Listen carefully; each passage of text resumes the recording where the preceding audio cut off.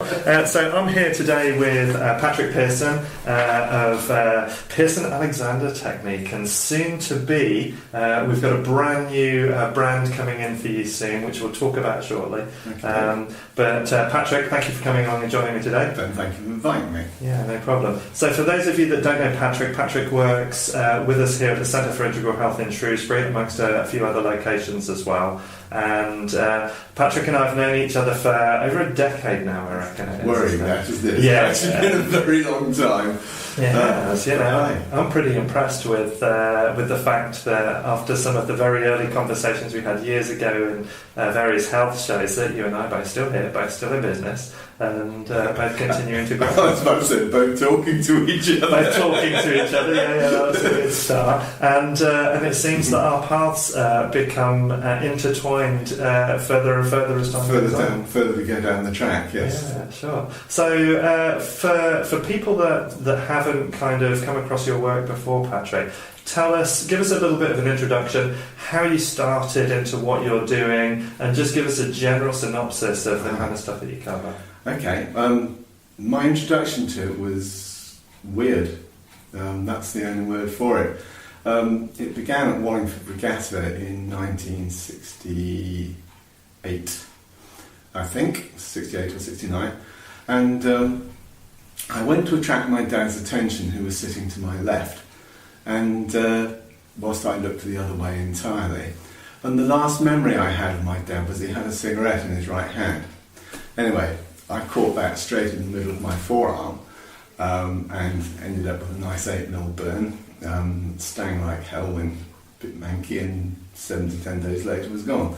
The interesting thing about that burn was that there was this little blue zigzag across it because he put his cigarette in his mouth and put his biro where his cigarette had been. So actually I got caught by a biro and my body totally manifested every symptom of the burn. Wow. So the next year there was a magazine programme on the television about Alexander Technique, and they were talking about the idea that you can't separate the mind from the body when you're trying to help people with whatever needs that they have, either it's pain or whatever. And it's like I'm there saying, yeah, tell me about it, I know that one. And I promised myself then that at some point I would look at it. And the years rolled by, and eventually I found myself very early 1990s, probably 1990, on holiday in Cornwall, pouring down with rain for 12 and a half of the 14 days. Sounds like Cornwall to me. Yeah, that's Cornwall, blowing a gale. So my girlfriend and I wandered into this flea market in Padstow, and the first thing my eyes laid on was a book by Richard Brennan on the Alexander Technique. And I thought, I promised myself that. And at the time I was looking for a career change. I'd headed towards becoming a psychotherapist, and suddenly realised thought to myself that I really didn't have the temperament for that work. I think now I've managed better, but at the time, there. And so I was in a quandary as to where to sort of take it. And I pretty much got halfway through this book and knew. It's like one of those awakening moments. It was just that crystalline and that clear. It's like, okay, this is what has to happen. So I went and took lessons, which was kind of interesting in itself. Found myself a course, and in fact was very fortunate in being taught by someone who was taught by Alexander himself. Oh, nice. And that was marvellous because people from all over the world flocked to that school because Elizabeth announced that she was going to retire, and so people wanted to work with her before that last connection to source disappeared. And so we had so much perspective. I mean, it was such a rich training. And at one point, we were doing table work with yours truly flat on his back, with a qualified teacher, one on my head, one on each arm, and one on each leg. And it's like trying to provoke me into responding and losing my Alexander. And, part of being hysterical, it did have that, the gravity of it and the fun of it was just amazing. So yes, I was hooked.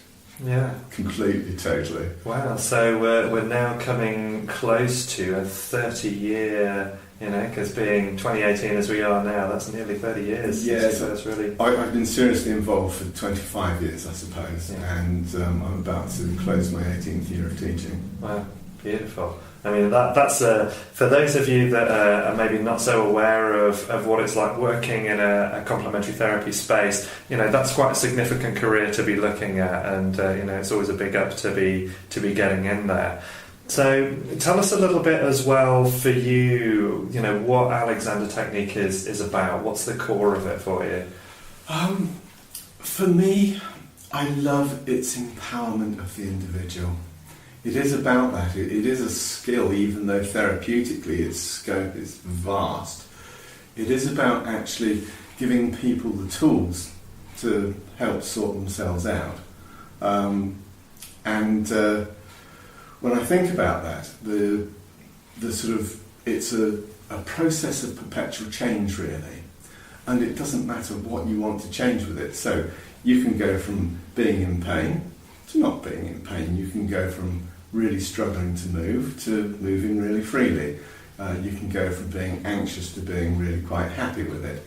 And I think one of the things that possibly gets overlooked is that you can do something really, really well.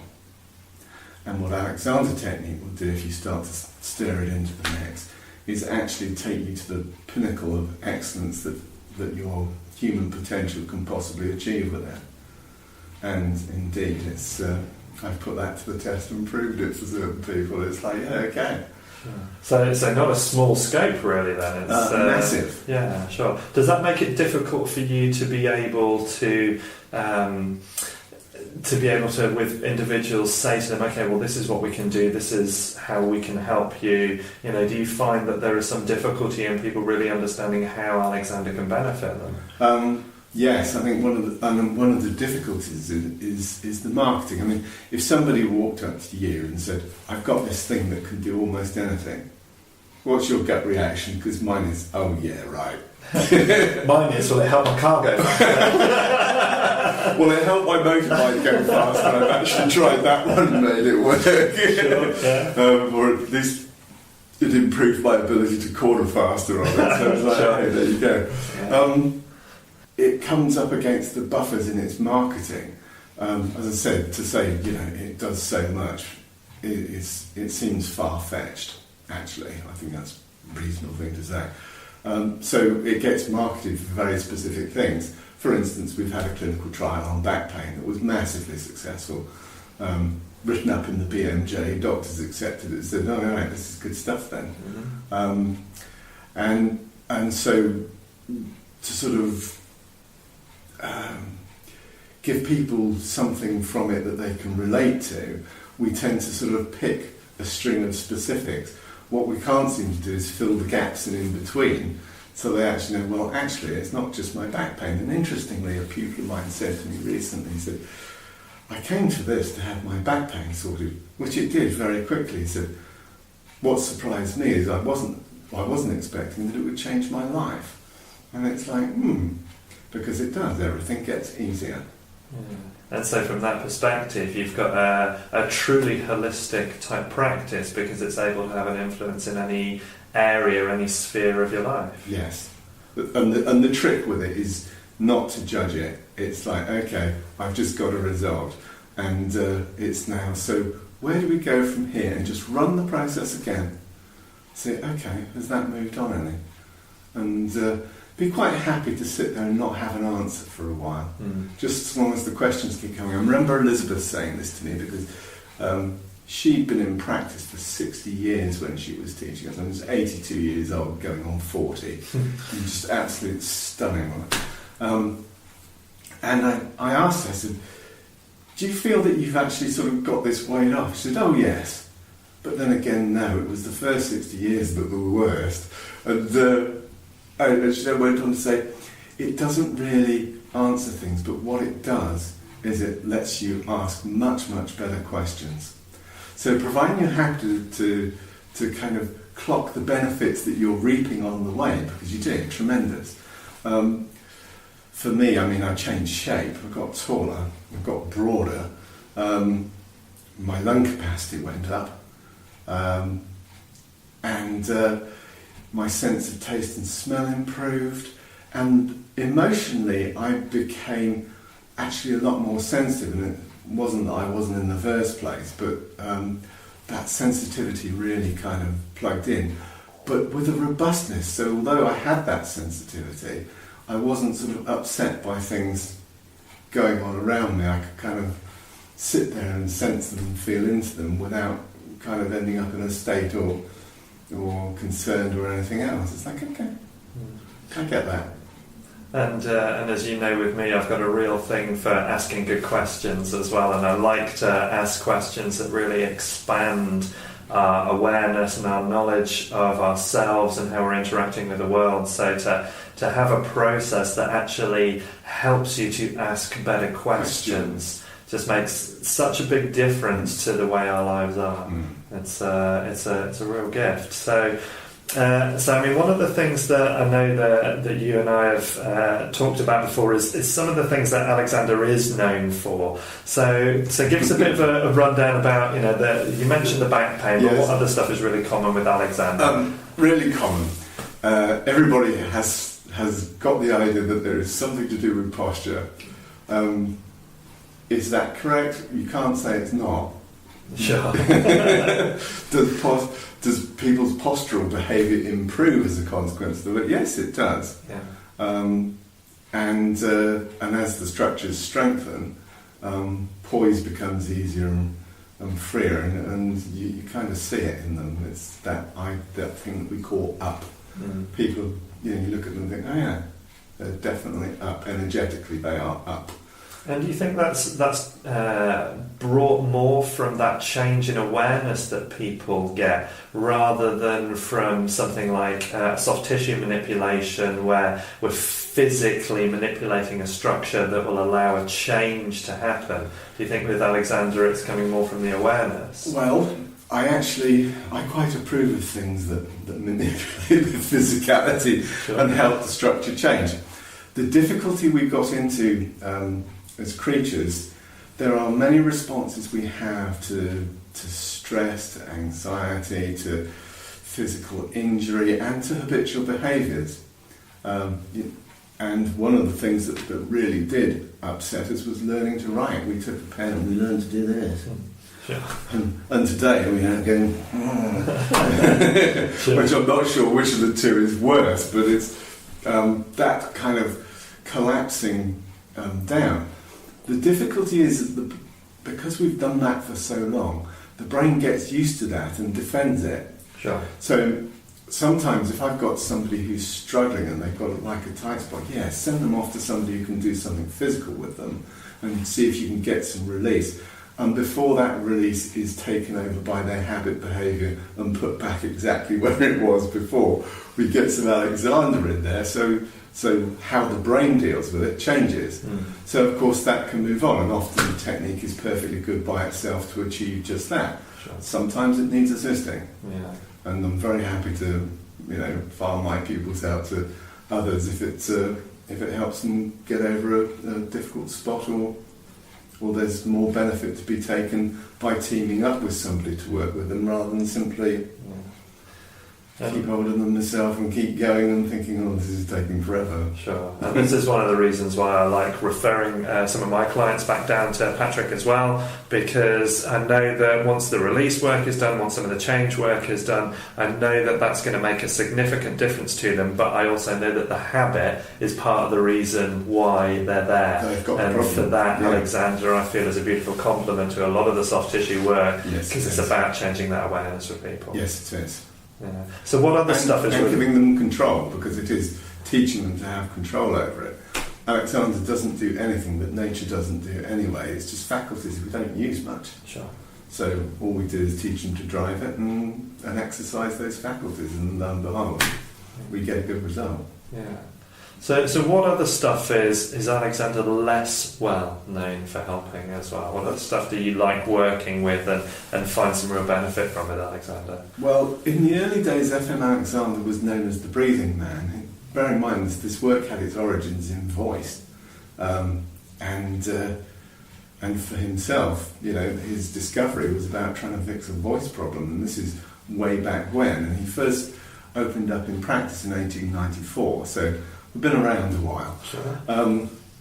So it can be hugely helpful if people have sort of breathing trouble, to raise the efficiency of somebody's breathing if they have things that sort of chew on them, like asthma or hay fever or whatever, to actually have the lung function working better is a huge help. If you're an athlete, the benefits are immediate and obvious. Curiously, in my early days, one of the things that happened to me, and I was rowing quite seriously at the time, so by anybody's general conventional yardstick, I was a fit person. Sure. But in the course of my lesson on Friday and my going to work on Monday morning, my work shirts didn't fit. It's like I couldn't do the buttons up in the middle. And you think, have they shrunk? So you throw one off and you pull another one out of the wardrobe, and it's like, no, that doesn't fit either. Nothing fitted. So I had to dress down on a Monday morning, which is sort of raised the odd eyebrow or two. But again, with one of my rowing pupils, who was a world medalist at the time, she upped her lung capacity by 1 litre. Wow. Now, for a world gold medalist, who you would say, yes, she's got to be fit, to find an additional litre, that's a huge amount. Sure, and so much benefit for the body as well to have that extra exchange capacity as well. Yes, and it is that exchange. That's what we need, and that's what's good for us. So yeah. So breathing, pregnancy is one. In certain fields, it's well known. I bump into the occasional midwife who goes, "Oh, Alexander technique, wonderful." It's good for creating the elasticity that's needed. It helps sort of offset and prevent the heartburn that pregnant women sometimes get, the pain in the hips, and it actually does strengthen the pelvic floor and everything else. And the process, I'm told by sort of people who I've taught who've consequently given birth, that it actually sort of helped them through the birthing process. But of course, if we come back to the postural thing, it's the realignment afterwards, because while all that hormonal rushing around has softened connective tissue and all sorts, that sort of distortion that can take place postnatal, it helps to restore that in good alignment. And the sheer sort of good use of the structures when you're now lifting a newborn that's growing very, very quickly and putting on weight, really fast, to actually have a good lifting technique with the spine well engaged, basically strengthens and helps the body rather than tries to break it. So from that point of view, if anybody's thinking about it, if you start to plan a family, start your Alexander technique lessons then is my recommendation, but better late than never. Yeah, sure, and really useful for me to know as well, because I hadn't been aware of the crossover and the benefit for people who are pregnant to have Alexander. But as you're talking about it, it's like, well, of course, it makes obvious sense for that. But sometimes kind of making those links isn't always so easy. So what else is Alexander less well known for as well? Rehab. The brain tells lies. Basically. Really well. How do I put this, without sounding whatever I sound like? It's like, no, the brain tells lies. For example, if somebody has a leg amputated, one of the things the brain does is tells them they've got a painful leg there when there is no leg there. So what processes at work there? Essentially, the brain is sending out its usual communication to that limb. It's not getting back what its habit tells it should get back, and therefore it gets confused, and in that confusion it will throw up an alarm. So, oh, okay, I'm going to defend you because that's its first job. It's like, it sits in there going, I love you, I'm going to look after you, nothing's going to mess with you, everything's going to be alright. And that's its primary thing, to keep us well and to keep us alive and surviving. And so if it gets confused, that's exactly what it will do. Now, the difficulty with conventional rehab is that if you don't include the brain in the change, then all sorts of habits in the kind of in the drive to get up and moving quickly, mean that people end up with all sorts of quirky habits. And indeed, for things like stroke, or trauma, where someone's had a car crash and a head injury or something, where the brain then doesn't actually have its full working capacity, then our business of actually reteaching the brain a different way, well, we simply teach the brain the way it needs to learn to actually help that on. And it's very effective. It's very effective. Okay. So aside from the pregnancy, aside from the breathing and the kind of the pain conditions, the trauma conditions, what other areas does Alexander actually show benefits in as well? So what are the types of people that you like working with? Well, sort of in that same field, prevention. The number of people over these years that I've been teaching who've come back to me and said, my consultant says I don't need the surgery. And it's like, yes. Hip replacements, knee replacements, and I had one young man who was threatened with the most god-awful spinal fusion that was going to put him on his back and out of school for 18 months. And Lord knows what state it would have left him in afterwards. Fortunately, his aunt was one of my pupils and said, before you let this happen. And it just took some teaching in. This is what happens with the body. And the last I heard of that young man was a couple of years back, who was then at university and 20 years old, and from not being able to stand properly and not be able to move around and all these difficulties he was having with his spine. Apparently he can take 80 kgs and press it above his head. So. Wow. Quite a difference. So that spine is working. Yeah, sure. And without, fusion and rods and all the other nastiness that we've got things they're going to do to him, yeah. Wow. No, that's good. So that's, and that's hugely gratifying. Yeah. So am I right in thinking as well that Alexander can be useful for performance enhancement in certain fields as well? Say a bit about that. Absolutely. There's a reason that I'm not sure whether RADA and the Royal Academy actually still employ Alexander teachers directly, or whether they have them attached as associates. But certainly for years that certainly was the case, and I think it still is. I think the Royal Scottish Academy and a lot of the conservatoires of music throughout Europe have an Alexander teacher hanging around somewhere. Because the more efficient you can make the use of the structure, if you're constantly repeating actions, that puts a strain. So the more you can take the strain out of that, the easier it makes it and the less inclined to injury, but also the performance goes up. And in the music teaching that I do myself, because I tutor people in the Great Highland Bagpipe periodically. He's awesome at it as well. If you get a chance to catch Patrick on the pipes, it's great. Yes, you'll probably not want to hear it too long, but hey, never mind.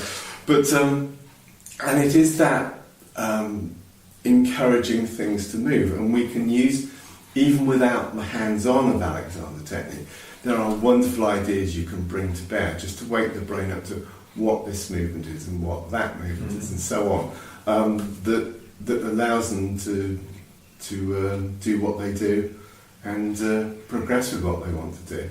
And so yes, musicians, actors, dancers, sports people, and horse riders. The German Olympic dressage team have an Alexander teacher on the staff. At least they did last time I looked. Yeah, sure. I think it's interesting as well that so often there's not enough publicity of the benefits for people within these fields as to how actually a little bit of, I look at it as a combined kind of psychophysical emotional retraining can really change the performance. And yet if you go back kind of 30 years or so, it suddenly became a really big thing within sort of Olympic sports and in high-level sports to actually have mind training as well as body training. Yes. And yeah, Alexander's been talking about this for 100 years. Yes, so, yes. I mean, in 1920 he was talking about the whole man. And it's like, really? Have we been saying this for that long? Yes, we have. It is. It's 100 years as near as damn it, and it's like, which is pretty impressive. So, I know that we've kind of concentrated a lot on the Alexander work so far, but that's not all you do. So, tell me a bit about some of the other stuff that you do within your therapeutic practice as well. Well, I'm moving over from sort of the Alexander technique by itself to adding other modalities. I've always believed that if I'm to do CPD, not only must I do my Alexander CPD, but where good ideas are coming up, to actually take an interest in what other people are doing. And because I've kind of engaged with that over the years, I've ended up partly qualified in quite a few things. And so now I'm finishing those qualifications off. And the first one I started with was access bars, which I just love to bits. It sits very comfortably with Alexander's philosophy, because at the end of the day, Alexander is about actually helping people to be present and to make choice, and to make choices that improve their lot. And that's kind of access bars for me, really. In a nutshell, sure, what can we do that'll change the way you do things so you choose better? Yes, and just make it easier. Yeah. And that whole thing, if you think in the technique, what we're doing is we're not actually teaching humans to do something that they didn't do beautifully at the age of 3. Yeah. We're getting rid of all those ideas that have interfered with it, restricted it, put limiters on it, and just restore them to what nature intended. So that getting rid of the interference and that thought that actually how much information our brains take on, that's really got nothing to do with anything much, quite often, or it's actively interfering and as you say, causing us to make poor choices, etc., etc. And if you can do that, and bars is such a simple and straightforward way to do it, it's just delicious. It really is. And for those of you that have not come across the bars before, it's a very simple process, 32 points on the head that we lightly hold for a period of time, and it helps to just change the way the neurology in the brain is running. And there's now neuroscience reviews that show that it changes neuroplasticity and the neuron mapping within the brain, and also a recent pilot study that shows that it reduces anxiety and depression 82 and 84% respectively, which is pretty exciting stuff. So really nice to really nice to kind of then bring that in and do that as well. Yes, indeed. Because I think one of if you were to ask me, does Alexander technique fail? No, it doesn't. It's people sometimes do not get a result, and that's because usually they don't do the work. Sure. Yeah. It's like, if I ask you to do this and you haven't done it for 3 weeks, it's like, what do you expect? Yeah. But sometimes, I don't think we should be too harsh about that, because we do live in a world that's wickedly demanding. And one of the things with Alexander is finding that place of stillness, because it's in that stillness that we can get in there and start to make the choices and make the change. But if you're constantly bombarded every which way you turn, that gets to be really, really tough. Mm-hmm. And that begins up here, and I think that's one of the things that really excites me about bars, is that you can shut all that nonsense down. Yeah. Just get rid of this. Fabulous. Let's do this some more. And so, in the future, when I find people, if they're struggling a bit because they are in that high stimulus, random energy, this is all interfering and I'm having a hard time with it, I will suggest to them that they come and have a bar session and let's clear that, and then we'll carry on with the Alexander. Yeah, and it's a perfect little synergy between the two, because you're extending the choice, the awareness through the Alexander teaching, but then you're just helping to wipe the slate a bit clean, so it's a bit easier. So it's a bit easier to achieve, yes. Yeah. And I also understand that you teach non-violent communication as well. That I do. It's interesting. I suppose in my 20s I invested in my mental health. I am so pleased I did, really. When you look at how tough relationships are in this modern world and everything else. I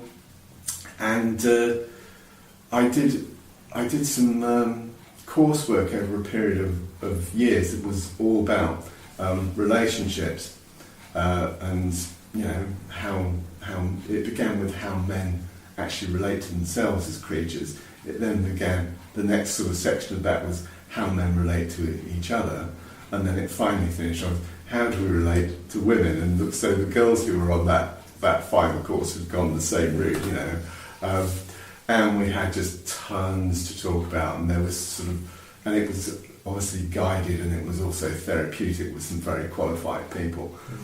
Fabulously enlightening. And for me, NVC, non-violent communication, seemed to be a vehicle that moved on from that base. And interestingly, it was the brainchild of a guy called Marshall Rosenberg, who'd been brought up in this pretty rough area. And he'd studied why, people pull out guns and knives. And when they were in dialogue, for want of a way to say it, that there was a framework, and it was based on particular ways of using language. And he also looked at people who were good at what they do in communication terms: therapists, litigators, teachers, clinicians, anybody who was really good with it, and realised that they had a pattern too. And so he devised this method of being able to go from one to the other. Interestingly, MVC came to me with my Alexander Teacher training. We actually had a module, because the training took 3 years.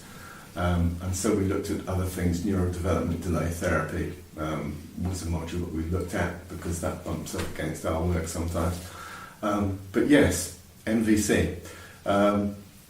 And it comes back to that. Just give yourself that kind of space. Stop before you open your mouth, and then actually proceed from a better place. And that better place comes from observing rather than judging. I listened, oh Lord, when was it? Last week. Some poor guy in Tesco's car park was having his ears torn off by this woman. And I'm not judging whether he'd set himself up for this or whatever it's about it, but one of the things that struck me about it in this tirade that went on for as long as I was in earshot, I heard her in that time say nothing that he was able to identify that he could respond to change that situation. So it's like people say, oh God, you're useless, you're just terrible. Well, what can you do about that? If she said, if what you heard is, John, you've just broken the car key off in the door lock, now we know what we're talking about. And so from that sort of being much, much more specific, and that was one of the things that related back to the psychotherapeutic work I'd done, is the fact that when we talk, we don't actually say what we mean. Yes. So often and people, if you don't believe me, just eavesdrop on conversations when you're out and about and say, what is that person actually talking about? And most of the time, it's actually quite difficult to figure out. And at the end of the day, once you get specific, then all you have to do is ask for what you want, and usually you will get somebody's cooperation. By the time you sort of verbally battered them around the head, nobody wants to cooperate with you. Why would they? And this is where it beautifully all runs in together with the access consciousness work and the Alexander. Sure. So it's beautiful. And I know as well, this has also stimulated a rebranding for you as well, isn't it? So you're just in the process. Are you happy to share a little bit of the rebrand and talk about what's coming up? Surely. Well, it actually kicked off, I think, as a consequence of starting bars work and actually having my bars run. That just to move into things with questions rather than presuppositions, and the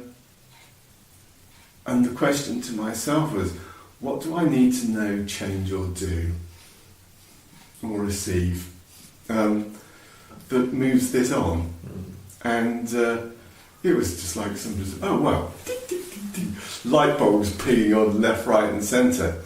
And I thought, well, there's all this stuff you know about.